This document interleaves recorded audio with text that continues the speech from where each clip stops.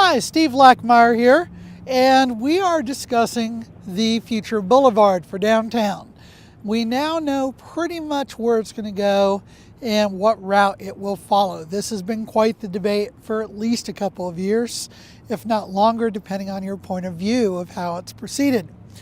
The option that's been chosen by both the city and the state highway department is option C, which is the grand compromise.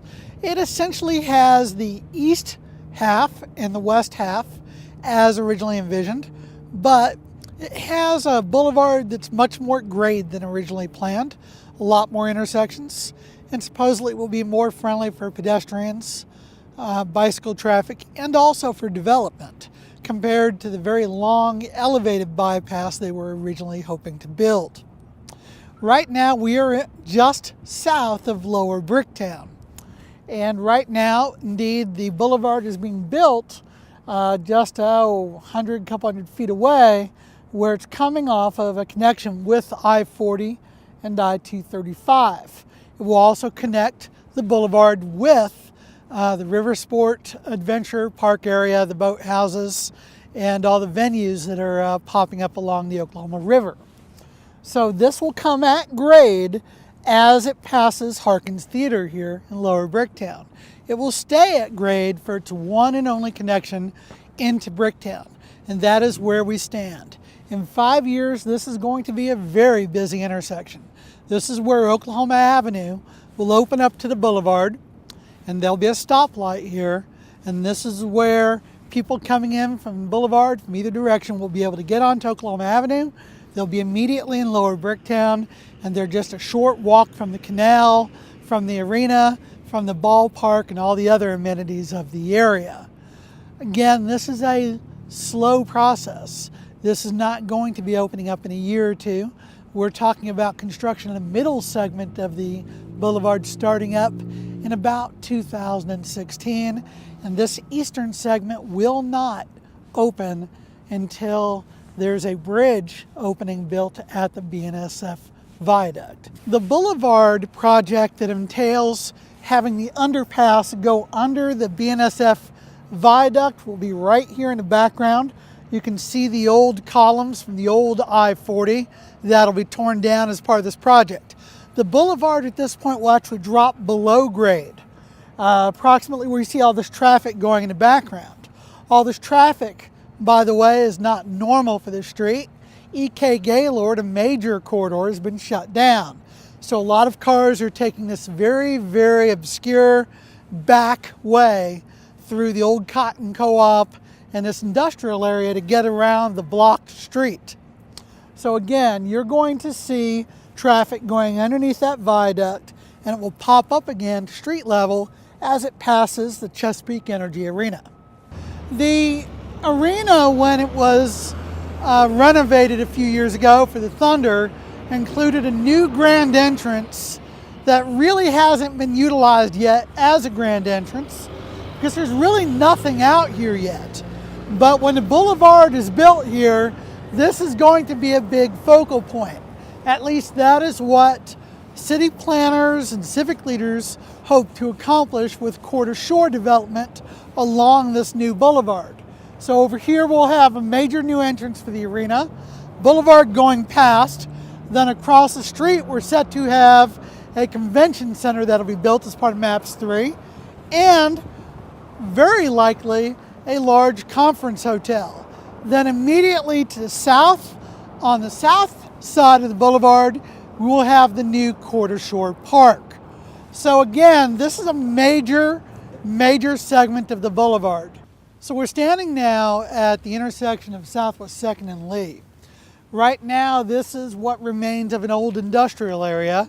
The old Interstate 40 Crosstown Expressway, the elevated structure, kind of made a curve here across this intersection kind of from an angle, and continued down there past what is ultimately the city rescue mission and some other older industrial areas. But there wasn't a lot of traffic in this area. And if you even drive down here today, you've got the Ozarka water plant, you've got some truck yards, but there really isn't much development out here. But what is key is the original plans called for this section of Lee to not cross the boulevard. Instead, what we were looking at was a couple of highway style entrance ramps at this point, slip lanes, and traffic would have gone uninterrupted.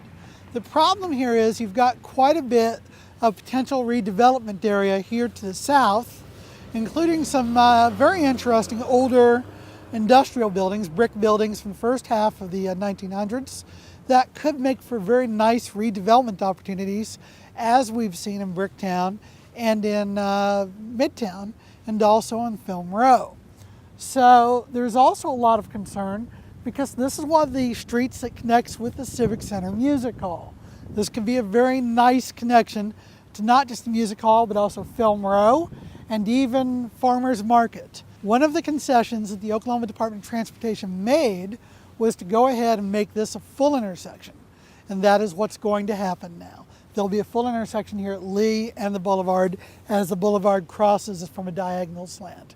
As we look from Chartel Avenue, where the boulevard will cross, you can see in the far off distance the former home of Goodwill Industries. That is where the new Quarter Shore Park will be built. So you begin to understand how this can make more development occur out here off of south of Film Row by the City Rescue Mission. This large expanse of cleared path is where the boulevard will go. It will continue to come across Lee Avenue, as we talked about, and right here is Chartel Avenue, and this will be a full intersection, not originally envisioned by ODOT. Now the boulevard gets very close to the City Rescue Mission. That is right there to the north of where the boulevard will be. And the boulevard will continue just to the north of this old billboard and the Shell station. And just at that block, there's a McDonald's parking lot and some empty area, and that's where Classen and Western Avenues will be combined, merged to create a single road passing for one overpass for the boulevard. This was key to the boulevard design changing to where it can come at grade after a 100-foot long bridge instead of a 1,600-foot long raised highway, essentially, that we're originally talking about. Oklahoma City has come quite a long way since the boulevard and the new I-40 project design were first endeavored. You have to remember that Oklahoma City, the Oklahoma City Chamber, both opposed the design and route chosen for the new I-40. They were concerned about this massive expanse of largely blighted and old industrial property that would suddenly attach to downtown Oklahoma City. But that design was chosen. Chamber and City Hall would have preferred at that time, mid-90s, to have the highway rebuilt in what was then its current location. And that's where the boulevard will be.